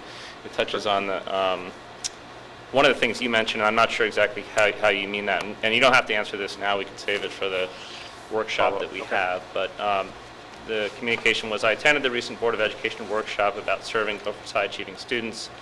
One issue that was touched on briefly was the question of how well Guilford identifies gifted students. Even though there is no gifted and talented program in our town, I think it is important to identify and follow the students with the highest potential to be sure they are challenged. Do we have a consistent and reliable procedure for identification? And that's the end of the question. And I don't know if you touched on that to some degree when you were talking about communication and following. You mentioned specifically not individual kids, but I don't know. Yeah, I only alluded to it broadly when I talked about the SRBI process, and I think I would prefer, because it's going to be a deep topic. It is something that we are talking about as we talk about the continuum. SRBI, as it was built to address special education, was in many ways an effort to look at over-identification, and it was a way to say, if we look at kids broadly and try to do better for all kids, there'll be fewer kids with middle range needs. And then, if you support those middle range needs kind of informally, there'll be fewer kids with really high degree of needs. And we're thinking about this in the same way.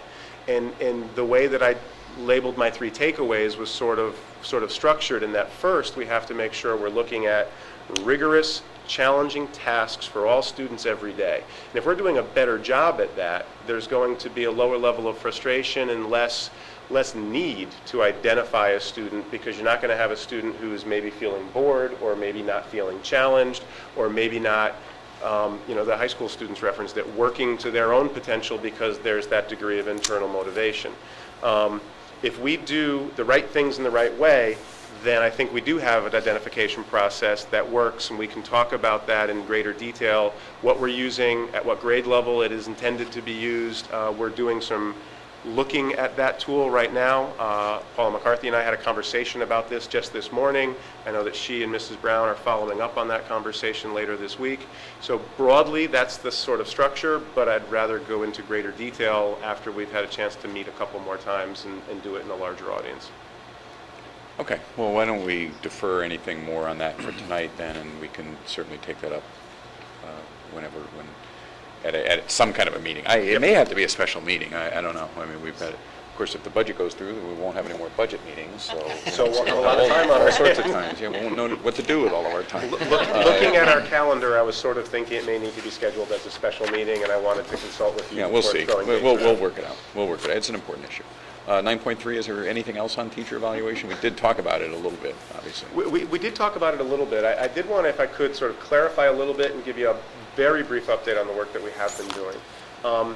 The extension of rollout has been pushed out for full implementation until July or September of 14. We are still, however, being required to have our plan completely detailed and roll out the full plan with at least some portion of our faculty and staff by July of 13. This July.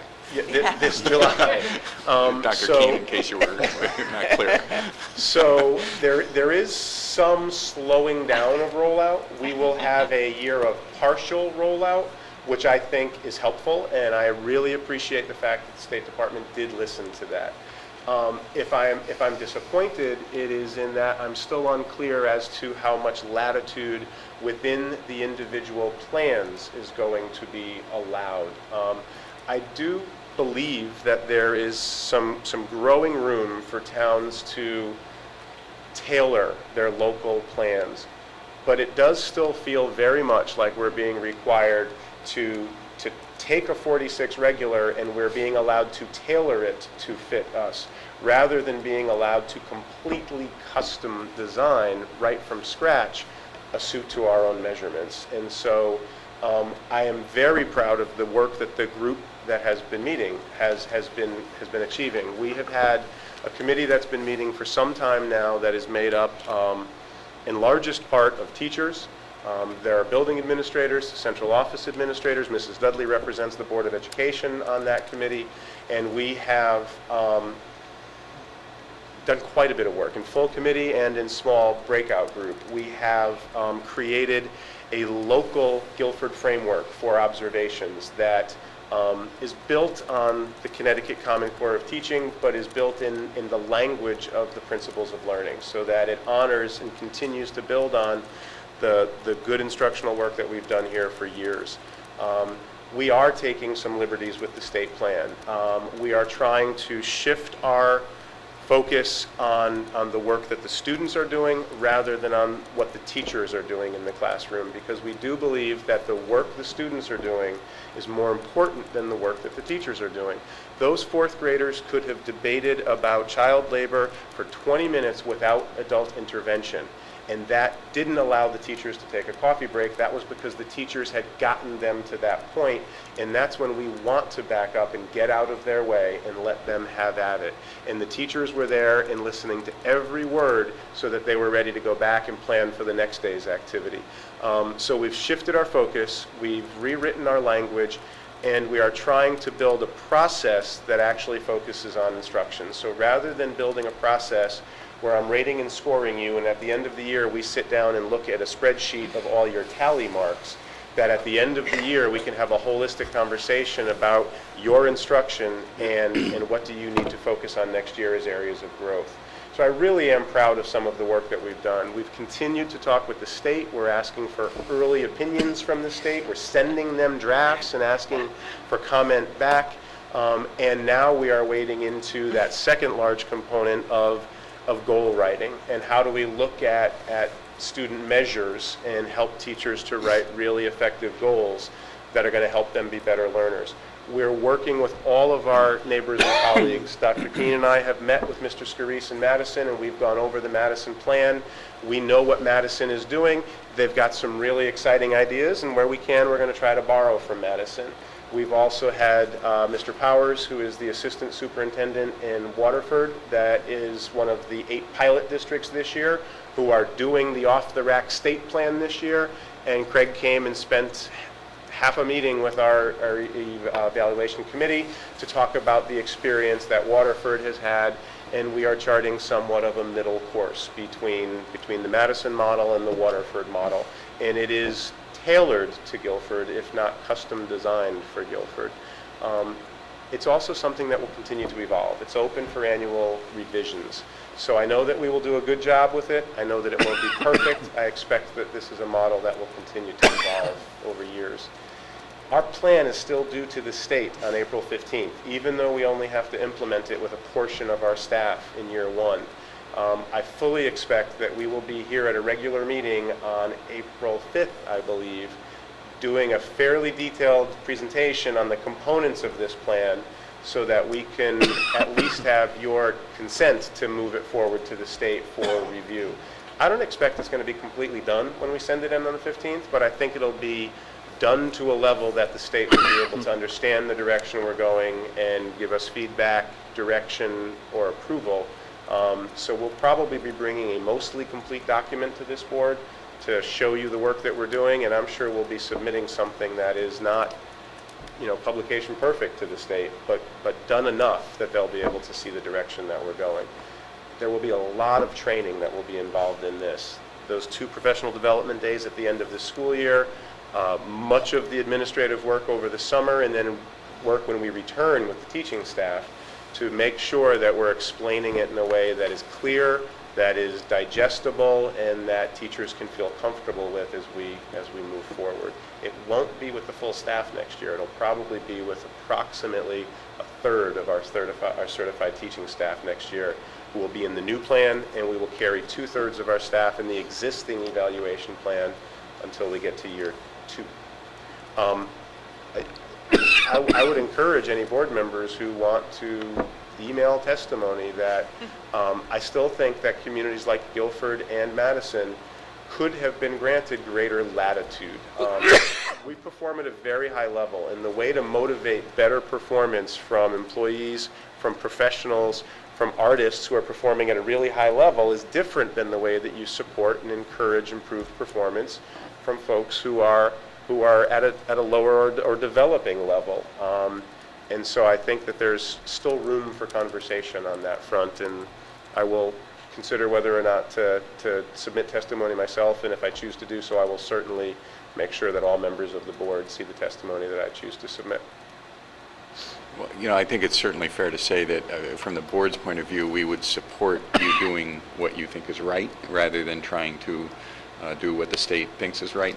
Now, that may be the same, or it may overlap to a substantial degree, and that's fine if it does. But I think you can count on our general support for a thoughtful analysis of the issues that we're facing rather than a reactive. But let me ask one question. What if the state says no? So what? What happens?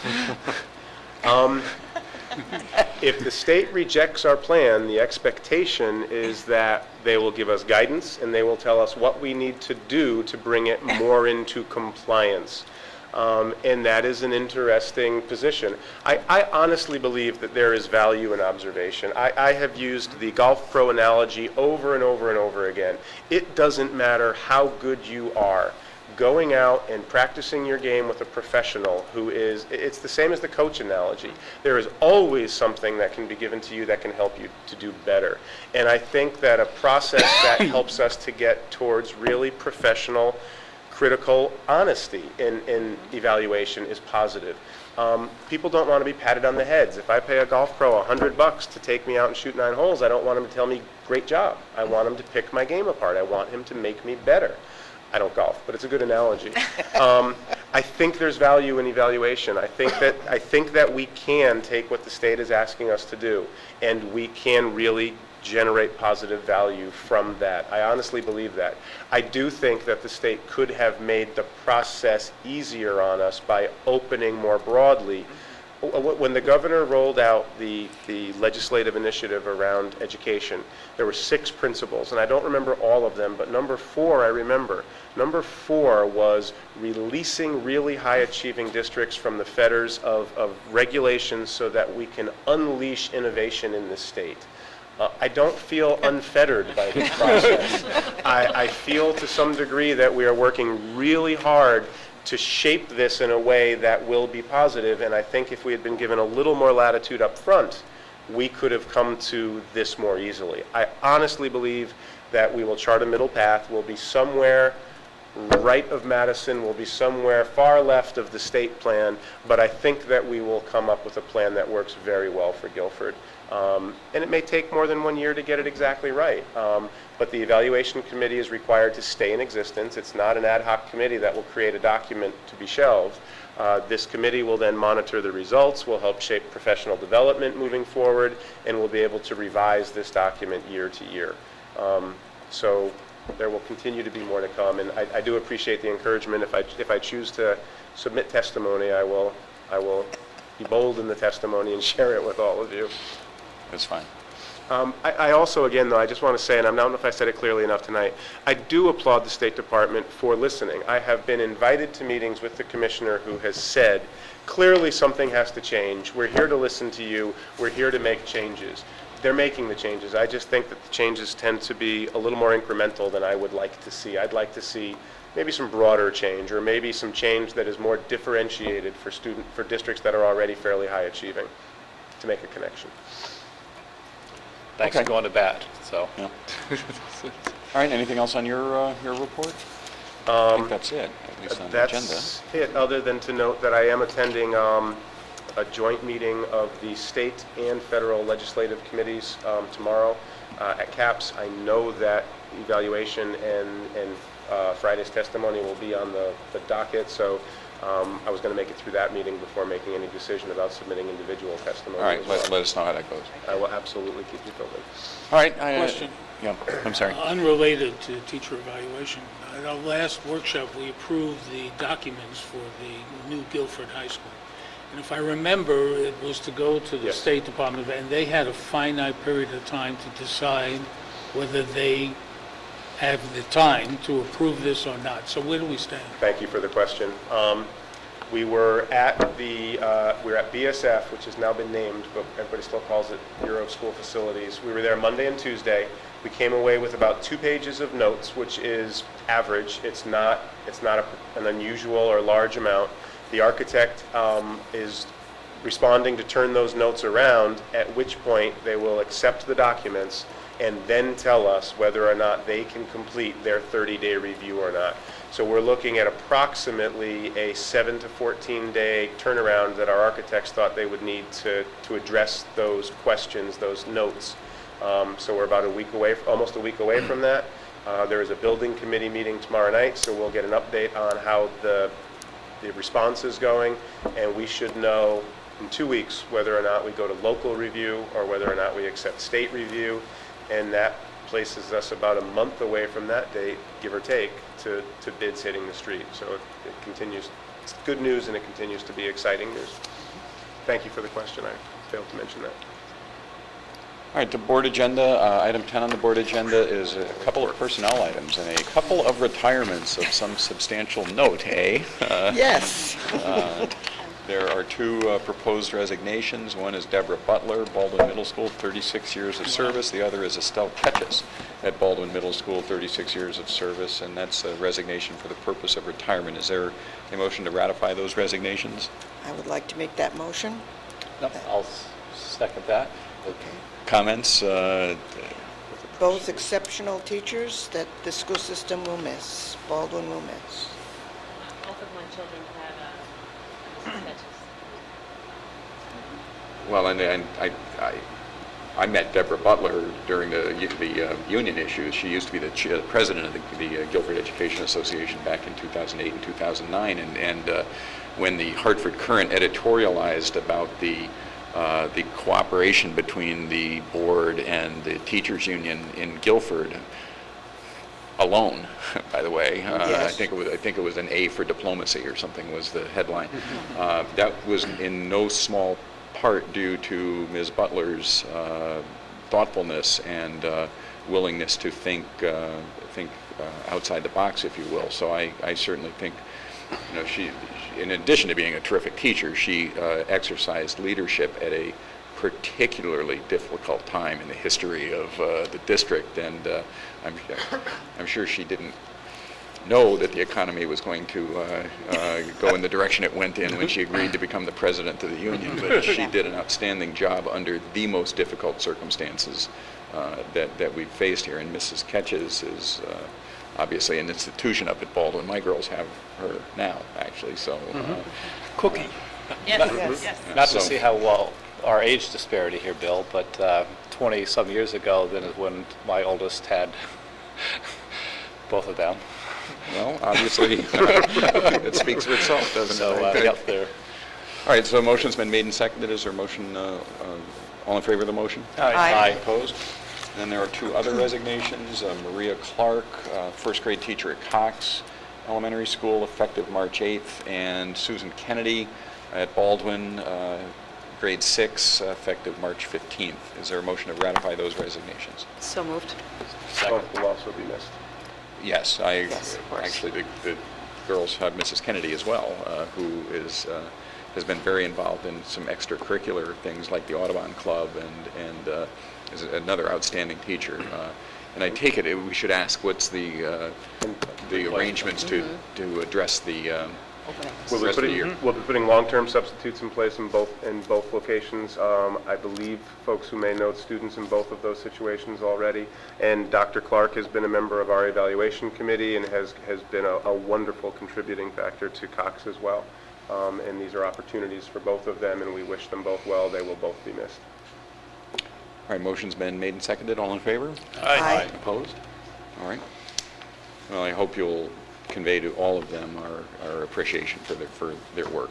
Absolutely will.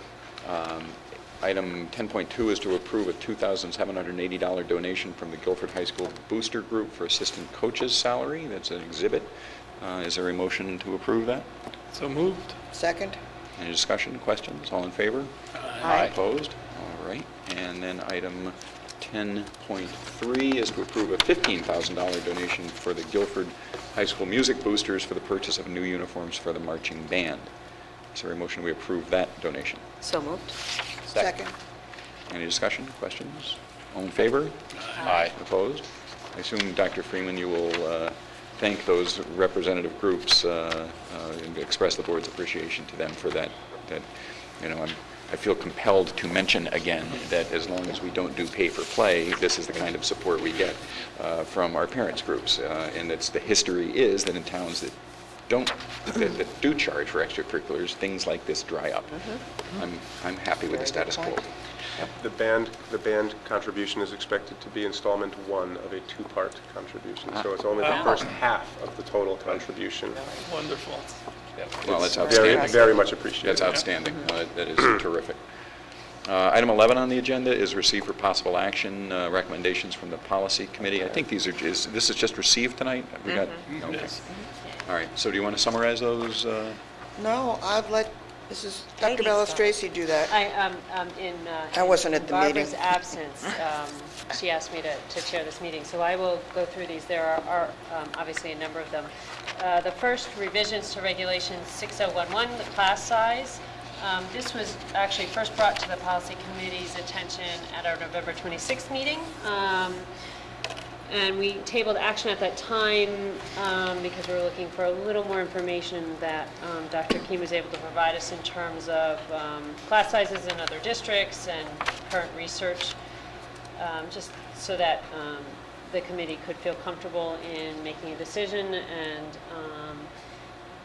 Dr. Keene provided that information. We reviewed again at our February 25th meeting and are putting these revisions forward.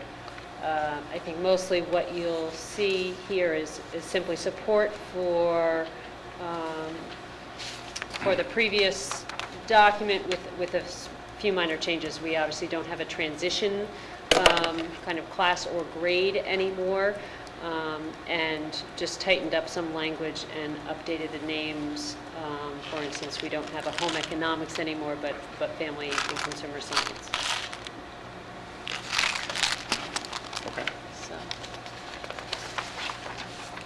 Questions or comments on that, or do you want to just run through them? It is just received tonight, so, Okay, so I'll maybe just you can read- just summarize each of them, and if anybody has any Absolutely. specific Just questions. on that particular, I would just to say I'm glad to see that there is no substantial changes made to the number range, and that 1999, when this was originally adopted, it was an extremely difficult time period and a lot of ups and downs having to do, especially around budgetary concerns at that point in time, and where the range is, and I think they're still very appropriate, and glad to see the numbers sit where they are. One of the things, No, that's fine. go ahead. One of the things we did learn is that neighboring towns and school districts, there's some variation, but I think it's safe to say that we are in the middle, if not on the low end, of a number of districts in Connecticut in terms of our class size guidelines, and certainly at the upper end. Sorry, Gary, did you want to? Precisely that. We're within where Right. our ranges are appropriate. So this particular change doesn't affect those ranges at any rate. There was no reason to revisit them. Since class size is so important and you're not suggesting a change, would it be possible for the rest of the board to see whatever research was reviewed? Yep. Yep, some scholarly research as well. 11.2, 11.3, revisions to policy and regulation 4152, staff development. I think you'll notice that this has really been entirely rewritten because it was so very out of date, but also because of all of the teacher evaluation stuff that's going on. So what you see here is the policy entirely crossed out, the old policy, and completely rewritten.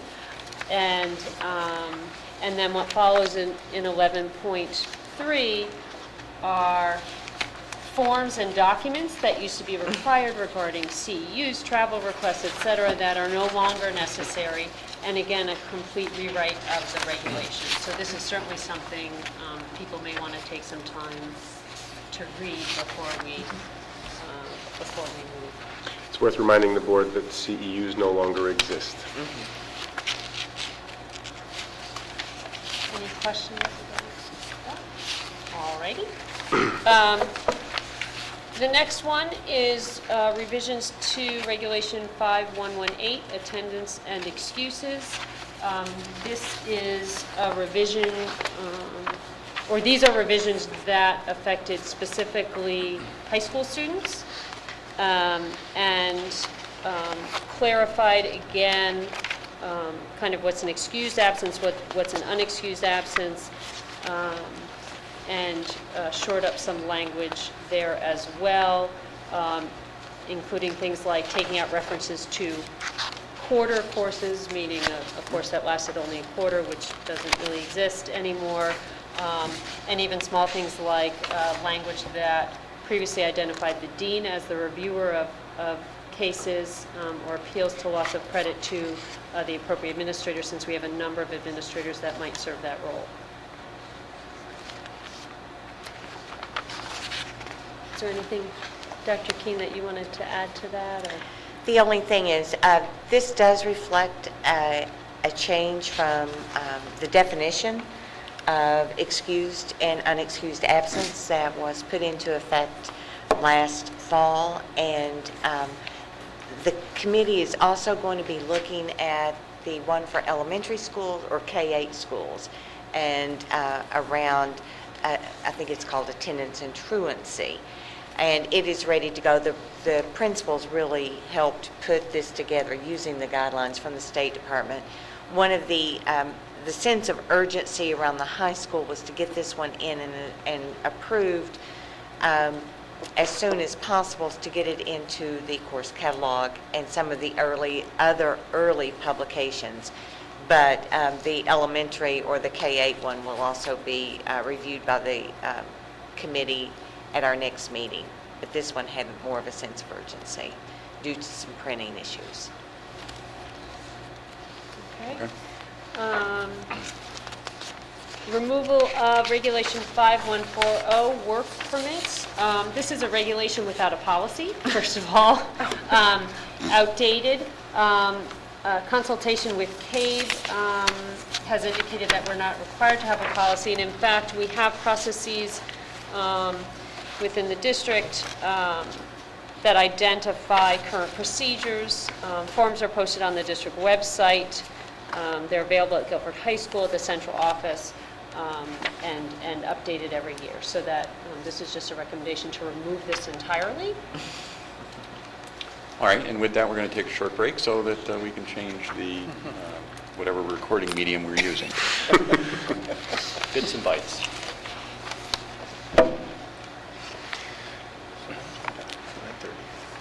Can now be.